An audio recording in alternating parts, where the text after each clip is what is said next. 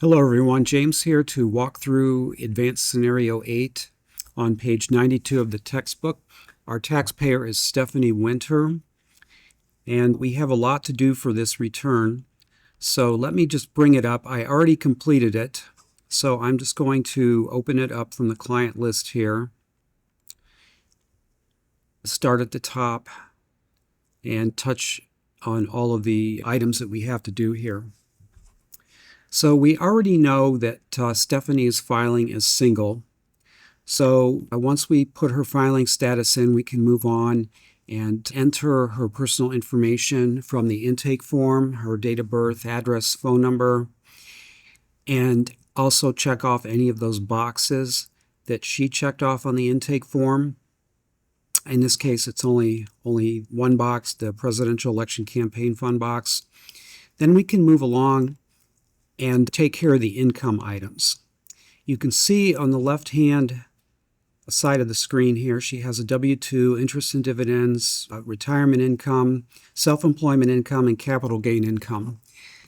The only thing I want to say about her W-2 is the numbers in boxes 1, 3, and 5 are different. So when you are entering the W-2 information and it autofills, just go and correct those boxes, boxes 3 and 5, so that they're showing the correct amounts. The next thing we have to do is enter her 1099-R, which is on page 99 at the top. This was an early distribution. So I will just go in and enter the payer ID number, and the payer information will probably autofill for you. Then on the right-hand side, we have to enter the distribution amounts in boxes 1 and 2, check off box 2B, put the income tax withholding in box 4, the distribution code in box 7, and check off the IRA box that you see there. Now, the distribution code 1, that just means it's an early distribution, and unless she has a reason for taking that out, unless she qualifies for an exception, she will be penalized for taking that out early. There is nothing else we have to enter on this form, so let's just continue on. It's going to ask us what type of plan was this. It was just a retirement plan. We can just check that box and continue on. Then it's going to ask, did you make an early withdrawal due to a qualified disaster? No. These are typically federal disaster areas, and this does not apply in this case, so we can just say no and continue on.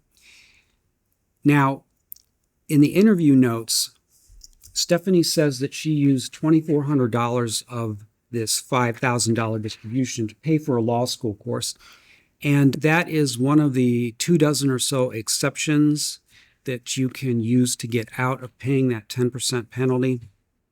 But we have to tell the software that she qualifies for an exception. So we have to enter this on what's known as Form 5329, and I'm just going to use the form finder at the top here to go directly to that form. And all you need to do here is put the amount in this box, early distributions that aren't subject to 10% tax, and choose the reason. In this case, it was for higher education purposes. If taxpayer qualifies for more than one exception, you can choose the option down at the bottom. So that is all we have to do for the retirement distribution. Let's go and look at the interest and dividends section here. So we can see that she received, and this is on page 101, she received a Form 1099 DIV, a 1099 INT. So we need to put both of those in. And so the dividend income, all we have to do is enter the name of the payer and the payer's tax ID number and scroll down, and any of those boxes that have numbers in them, we have to just enter those here on the screen. So we have actually 4 numbers to enter. We have $300 in box 1, $225 in box 1B, $350 in box 2A, and $32 in box 5. So we put those in, and then we can just continue on and do the interest income. And once again, enter the payer's name, tax ID number, scroll down, and put in the $50 of interest income that is in line 1 of the Form 1099 INT. So that's all we need to do for the interest and dividends. So let's move along here, and let's do her self-employment income. So Stephanie, she delivered food for Fast Eats. She has a Form 1099 NEC. Let's just start with that and enter that information. That form is on page 100. And we have to enter the payer's tax ID number and the payer information. And then she received $1,000 of non-employee compensation in box 1. So we put that in and then continue on. And the next thing that's going to happen is TaxSlayer is going to ask you, do you want to put this income on a Schedule C or a Schedule F? You're going to choose a Schedule C. And I already completed this. So once you choose Schedule C, it's going to ask you for a couple pieces of information. It's going to ask you for her business activity code. And from the interview notes, we know that is 492000, which is the code that we use for DoorDash. It'll autofill down here as couriers and messengers. So once we have that in, we can fill in the rest of her business income and expenses. So let's go into the income screen of the Schedule C here. And you'll notice that she has a Form 1099-K on the bottom of page 100. We have $8,225 of income from that was reported on her 1099-K. And so I'm going to click the little hamburger icon out here to the right, and I entered that in just like you see it here, 1099K, 8225. But we also have $570 of tip income. We see that in the interview notes. We have to put that in too. So you can just create another entry for this cash, this tip income for $570. And all of that will total on the line here. So that comes to $87.95. And you can see right here, the income from the 1099 NEC will automatically be added in. So that's all we have to do for her income. Let's take a look at her expenses. In the interview notes, we can see that she listed 6 items. She rented one of those insulated food boxes for her deliveries. She had a vehicle safety inspection. She paid like a commission to the platform Fast Eats. She paid $80 in tolls while making deliveries. She had a speeding ticket, and she ate lunch while she was out working. So as we went over in class, those last 2 expenses are not tax deductible, so we're not going to worry about those. We're just going to go into general expenses here on the Schedule C screen. And you will see a number of predefined categories that you can enter these expenses in. So, typically, we'll just pick the category that makes sense for the expense item. So we'll put the Fast Eats fees, we'll put that in commissions and fees here, that's $600. Then we can go down and put her insulated box rental fee here on rent or lease of equipment. We can put her vehicle inspection fee here in taxes and licenses, and we can put the tolls in the travel box.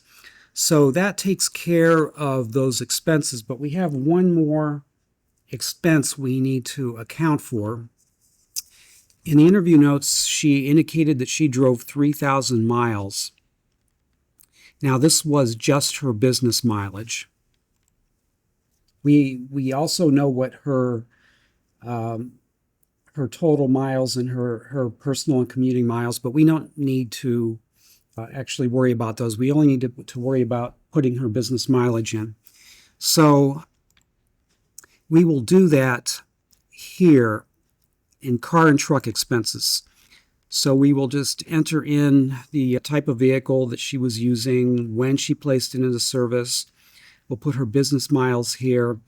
And if we know any of this other information down at the bottom, we will check off those boxes. This is something that we ask clients when they fill out our intake form, if they have written evidence for their mileage. So when we enter that business mileage in, it will multiply that times the mileage rate, like 67.5 cents, I believe, and it will put that expense on her Schedule C, and we will see that later. So that's everything for her Schedule C. If I click on the left-hand, over on the left-hand side here, if I click on Schedule C, it will bring up a summary of this activity. And we can see that she had $9,795 of income from this activity. It cost her $28.90 to produce that income, leaving her with a net income of $6,905. Now, she's going to have to pay self-employment tax on that net income, and we will see that on the final return. That's not something you have to calculate, but you may have to explain it. She'll also receive what's called the qualified business income deduction for having this self-employment income. So let's see what else we have here. It looks like she sold a couple stocks during the year, and we have a form for that. It is on page 102. And so we're going to enter these stock sales on a screen. It says here Schedule D, Form 8949. That's where we put those in. And there are two ways to do this. I'm going to show you the way to enter each of those stock transactions individually. However, if a client comes in with a dozen or so stock transactions and there are no adjustments on the Form 1099-B, then we can take a shortcut and enter those down here. On the screen, it says 1099-B transactions with no adjustments. So there is a shortcut. We don't have to enter in a dozen stock transactions. That will just simply take too long. But I'm going to show you how to enter them individually on the first screen here. And you can see I already put these in. One was a short-term transaction. One was a long-term transaction. Let's take the short-term transaction first. That's the top Form 1099-B. This was the Nebraska company stock. And so on the Form 1099-B, we have a few pieces of information. We have the date the stock was acquired, the date it was sold, the proceeds from the sale, and the amount paid for the stock when it was purchased. We also know that this transaction, that the basis was reported to the IRS. So all we need to do is, enter a description of the property, date acquired, date sold, sales price, cost basis, and then we need to use this little drop down here and choose the correct item, which was box 12, cost basis reported to the IRS. So that's really all we need to do for this stock transaction. There are no other numbers on this form that we need to worry about.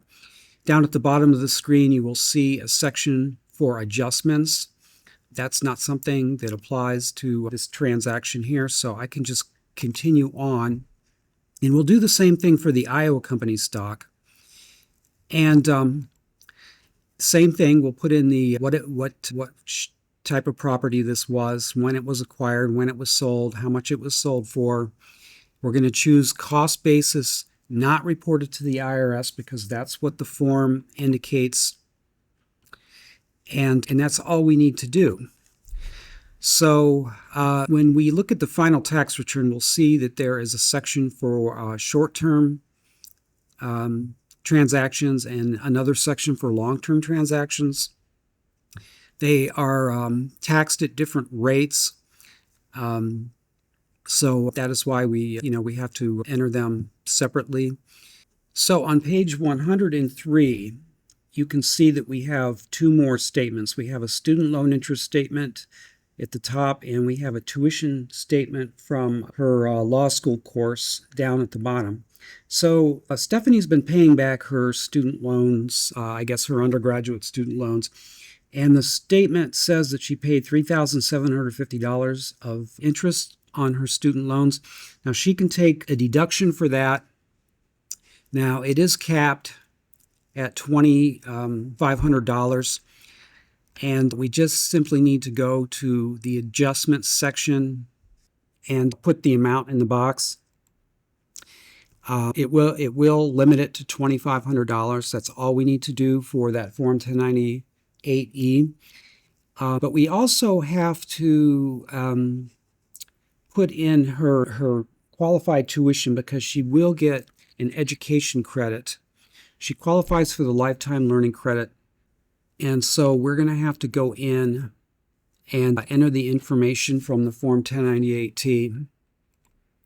Now, it's the way that TaxSlayer is set up is it's going to screen her for both education tax credits. She's not going to qualify for the American Opportunity Credit because she is no longer an undergrad. It's assumed that she already benefited from that credit for 4 years. So we just have to answer these questions here. First one, did the student receive Form 1098T? Yes. Was box 7 checked? No, it usually isn't. That just has to do with expenses paid in 1 year that apply to a different year. So let's just continue on and enter the name of the college and the address and their tax ID number. Then it is going to ask us for the amount in box 1 and box 5. She paid $2,400 in tuition. She did not receive any scholarships or grants. That's all we need to do there. Continuing on, here are a few of the screening questions for the American Opportunity Tax Credit. We're going to assume that this was claimed on 4 prior returns, so yes. Was the student enrolled at least half-time? We're going to answer that no because the box is not checked on the form, box 8. Did the student complete the first 4 years of higher education before 2024? Yes. And did the student have a felony drug conviction? We're going to assume no and continue on. So once we get through all of that, it's going to tell us that she qualifies for the lifetime learning credit. And you will see that on the final tax return when we look at that. So we can just continue on here. So the next thing that a TaxSlayer is going to ask us is whether or not Stephanie purchased health insurance through the marketplace healthcare.gov, and she did not. So we will just answer that question no and continue on. So that's everything that we have to do for this tax return. On page 105, we have 7 questions to answer. And if we click on View Print Return right here and pull up the PDF of the tax return, we'll be able to scroll through the tax return and find the answers to all of those questions. So as you locate each of the answers to the questions, just, write those in the textbook. And then before you actually go and log into Lincoln Learn and take the test, head on over to vitaresources.net. Go into the study guides section and use the answer check form to see if you got the correct answers. So for scenario 8, we're dealing with questions 23 through 29. So go to the test question answer check here and just put in your answers for questions 23 through 29. Click the submit button, then click the view score button, and it will tell you which of those questions you missed and give you some hints on where to find the correct answers. So that's everything for scenario 8. Please reach out with any questions, and thanks for watching, and I will see you in the next video.